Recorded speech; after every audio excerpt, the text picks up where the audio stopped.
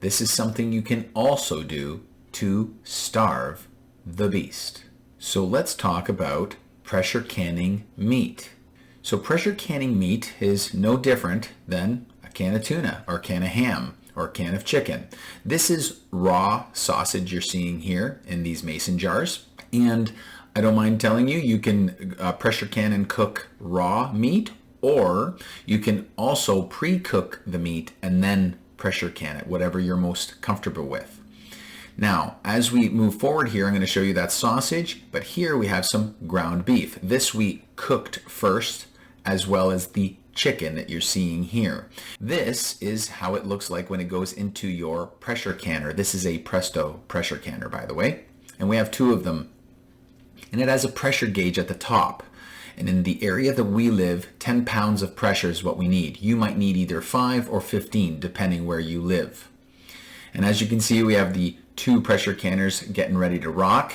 And as we're approaching here, the pressure gauge is reading that we are at about 5 pounds. And what we're going to do is find the sweet spot, if you will, of when it hits around 10 to 11 pounds, we find the sweet spot on the stove to keep it at that 10 to 11 pound area and let it cook. And there it is at around 11 pounds.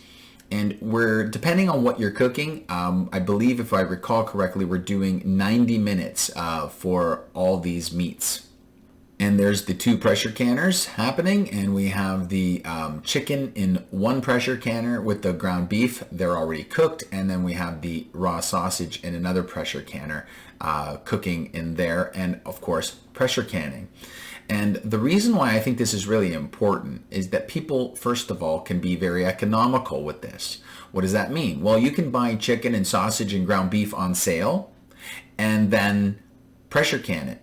You can also be economical because it doesn't require a freezer. You can actually store this in your fruit cellar or on your shelves once it's done, just like a can of tuna.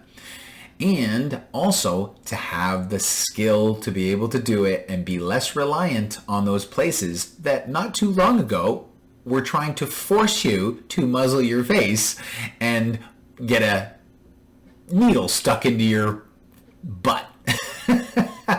And as you can see, this is the result. This is the cooked meals right here. And by the way, if you're ever rushing around, this really prepares you because you can basically make a stir fry within 5 or 10 minutes by just cutting up some peppers and onions and get some butter or oil and mix it with your already cooked meat. And so you can whip up a meal real quick as well. I think it's an intelligent thing to do, economical, and to have as many skills as possible. It is shocking to me how uneducated people are in this day and age when it comes to things like this. They purchase it, but they can't do it, and that's unfortunate. I would suggest learning how to pressure can. Grace and peace.